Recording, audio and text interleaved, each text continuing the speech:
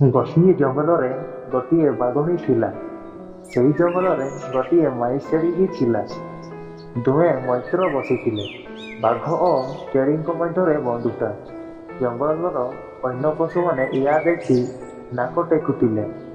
ସେମାନେ ବାଘ ଛେଳିଙ୍କର ଏହି ସମ୍ପର୍କକୁ ଆଖିରେ ଦେଖିପାରୁ ନଥିଲେ। କିନ୍ତୁ ଦୁହେଁ ସାଙ୍ଗ ହୋଇ ପାଖାପାଖି ରହୁଥିଲେ। ତେବେ ସବୁଠୁ ବଡ଼ ମଜାର ଘଟଣା ହେଲା, ବାଘ ଓ ଛେଳି ଦୁହେଁ ଏକ ସମୟରେ ଗର୍ଭବତୀ ହେଲେ। ଦୁହିଁଙ୍କର 4ଟି ଲେଖାଏଁ ଛୁଆ ଜନ୍ମ ହେଲା। ଛେଳିର 4ଟି ଛୁଆ ମୁଣ୍ଡୁଲୁ, ଗୁଡୁଲୁ, କୁନ୍ତୁଲୁ ଓ ପିଟୁଲୁ ଏବଂ ବାଘର 4ଟି ଛୁଆ କିନ୍, ଟିନ୍, ସିନ୍ ଓ ଚିନ୍। ଏମାନେ ଏକତ୍ର ସାଥୀ ହୋଇ ଖେଳକୁଦ କରନ୍ତି।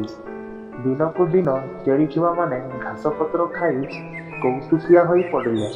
ବାଘର କିନ୍ତୁ ମତଲବ ଭଲ ନଥିଲା। ସେ ଡଉଲ ଡାଉଲ ଛେଳି ଛୁଆଙ୍କୁ ଖାଇବାକୁ ମନେ ମନେ ଯୋଜନା କରୁଥାଏ।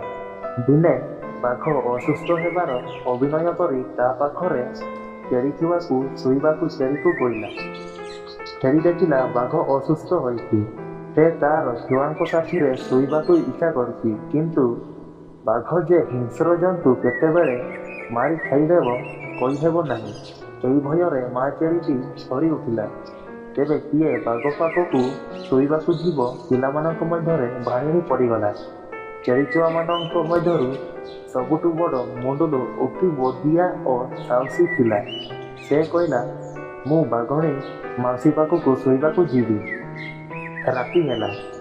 ମୁଣ୍ଡୁଲୁ ବାଘୁଣୀ ପାଖକୁ ଶୋଇବାକୁ ଗଲା।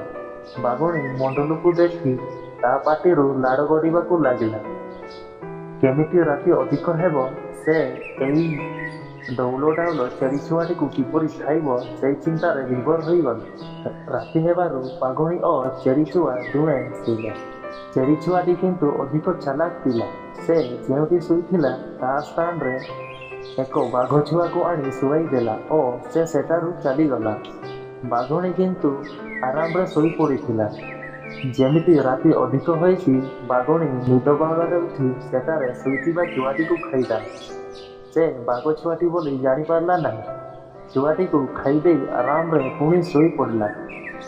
ଏମିତି କରି 4 ଦିନ ମଧ୍ୟରେ ବାଘୁଣୀ ତାର ନିଜର 4 ଛୁଆଙ୍କୁ ଖାଇଦେଲା। କିନ୍ତୁ କିଛି ଜାଣିପାରିଲା ନାହିଁ। ଶେଷରେ ଯେତେବେଳେ ତାର ଛୁଆମାନଙ୍କୁ ଦେଖିବାକୁ ପାଇଲା ନାହିଁ ଏବଂ ଛେଳିର ସବୁ ଛୁଆଙ୍କୁ ଦେଖିଲା, ତାର ମନରେ ସନ୍ଦେହ ହେଲା ଏବଂ ସେ ନିଜେ ତାର ଛୁଆଙ୍କୁ ଖାଇଦେଇଛି ବୋଲି ଛେଳି ଛୁଆ ମୁଣ୍ଡୁଲୁ ନିକଟରୁ ଜାଣିବାକୁ ପାଇଲା। ଏହାପରେ ବାଘୁଣୀ ଅଧିକ ରାଗିଗଲା। ସେ ଛେଳି ଉପରେ ପ୍ରତିଶୋଧ ନେବାକୁ ଜାଗ୍ରତ ହୋଇଗଲା। ଯେହେତୁ ସେ ଛେଳିର ମୈତ୍ର ଥିଲା, ତେଣୁ ସେ ସିଧାସଳଖ ଛେଳି ଉପରେ ଆକ୍ରମଣ କଲା ନାହିଁ। ଛେଳି ଛୁଆଙ୍କୁ ମାରିବା ପାଇଁ ବାଘୁଣୀ ଏକ ଲାଞ୍ଜଖଣ୍ଡି ବାଘକୁ ପଠେଇଲା। ଲାଞ୍ଜଖଣ୍ଡି ବାଘ ଆସି ଛେଳି ଛୁଆକୁ ଡରେଇଲା। ଛେଳି ଛୁଆମାନେ ଏକତ୍ର ମିଶି ଲାଞ୍ଜଖଣ୍ଡି ବାଘ ଉପରକୁ ଆକ୍ରମଣ କଲେ। ବାଘଟି ଭୟରେ ସେଠାରୁ ଚାଲିଗଲା। ଏହାପରେ ଛେଳି ଓ ତାର ଛୁଆମାନେ ସେଠାରୁ ଚାଲିଗଲେ।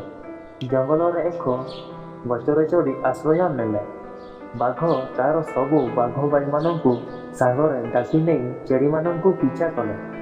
ବାଘମାନେ ଛେଳି ଓ ତାର ଛୁଆମାନଙ୍କୁ ଖୋଜି ଖୋଜି ଶେଷରେ ଗୋଟିଏ ଗଛ ଉପରେ ବସିଥିବାର ସେମାନେ ଦେଖିଲେ। ବାଘମାନେ ଛେଳି ଓ ତାର ଛୁଆମାନଙ୍କୁ ଦେଖିବା ପରେ ସେମାନଙ୍କର ରାଗ ଅଧିକ ବଢ଼ିଗଲା। ସେମାନେ ଜଣ ଜଣଙ୍କ ଉପରେ ଚଢ଼ାଚଢ଼ି ହୋଇ ଗଛର ଉଚ୍ଚତା ପର୍ଯ୍ୟନ୍ତ ଲମ୍ବିବାକୁ ଚେଷ୍ଟା କଲେ। ପ୍ରଥମେ ଭୂମି ଉପରେ ଲାଞ୍ଜଖଣ୍ଡି ବାଘ ଶୋଇ ରହିଲା। ତା ଉପର ବାଘମାନେ ଚଢ଼ି ଚଢ଼ି ଗଛରେ ଥିବା ଛେଳିମାନଙ୍କ ପାଖରେ ପହଞ୍ଚିଯିବାକୁ ସଫଳ ହୋଇଗଲେ। ଏହି ସମୟରେ ଛେଳି ଛୁଆ ମୁଣ୍ଡୁଲୁ ଏକ ଉପାୟ ବାହାର କଲା। ସେ ତାର ମା ଛେଳି ଉଦ୍ଦେଶ୍ୟରେ କହିବାକୁ ଲାଗିଲା, ମା, ଆମେ ଗଛ ମୂଳେ ଯେଉଁ ବମ୍ ରଖିଥିଲେ, ତା ଆଉ କେତେ ସମୟ ମଧ୍ୟରେ ଫୁଟିବ? ବମ୍ ଫୁଟିବା କଥା ଶୁଣି ସଭା ତଳେ ଥିବା ଲାଞ୍ଜଖଣ୍ଡି ବାଘ ଚାନିଆରେ ଅଗିମୁଠି ଆଣ୍ଟିଏ। ସେ ସେଠାରୁ ଏକା ନିଶ୍ୱାସରେ ଦୌଡ଼ି ଛୁ। ଯେମିତି ଲାଞ୍ଜଖଣ୍ଡି ବାଘ ସେଠାରୁ ଦୌଡ଼ି ଚାଲିଗଲା, ତା ଉପରକୁ ଉପରେ ଥିବା ବାଘମାନେ ଦୁଲଦାଲ ହୋଇ ତଳେ ପଡ଼ିଗଲେ। ତଳେ ପଡ଼ି ବାଘମାନଙ୍କ ଆଣ୍ଠୁଗଣ୍ଠି ଛିଣ୍ଡିଗଲା। ବାଘମାନେ ସମସ୍ତେ ତଳେ ପଡ଼ି ଆହତ ହୋଇ ସେଠାରୁ ପ୍ରାଣ ବିକଳେ ଚାଲିଗଲେ। ମୁଣ୍ଡୁଲର ଏହି ଚତୁରତା ପାଇଁ ସେଦିନ ବି ସେମାନେ ବାଘମାନଙ୍କ କବଳରୁ ରକ୍ଷା ପାଇଗଲେ। ଦୁଇ ଥର ବାଘ ମୁହଁରୁ ରକ୍ଷା ପାଇବା ପରେ ଚେରିମାନେ ସେଠାରୁ ବହୁ ଦୂରକୁ ଚାଲିଯିବାକୁ ଯୋଜନା କଲେ। ସେଇଦିନ ମା ଚେରି ଓ ତାର ଛୁଆମାନେ ସେଇ ଜଙ୍ଗଲ ଛାଡ଼ି ବହୁ ଦୂରକୁ ଚାଲି ଆସି ଏକ ଜନବସତିରେ ପହଞ୍ଚିଗଲେ। ସେଠାରେ ମଣିଷମାନେ ରହୁଥିଲେ। ଚେରିମାନେ ମଣିଷମାନଙ୍କ ନିକଟରେ ଆଶ୍ରୟ ନେଲେ। ସେହି ଦିନଠାରୁ ମଣିଷମାନେ ଚେରିକୁ ପାଳି ଆସୁଛନ୍ତି ଏବଂ ଚେରିମାନେ ଜଙ୍ଗଲରେ ନ ରହି ମଣିଷର ଗୃହପାଳିତ ପଶୁ ହୋଇ ରହିଛନ୍ତି।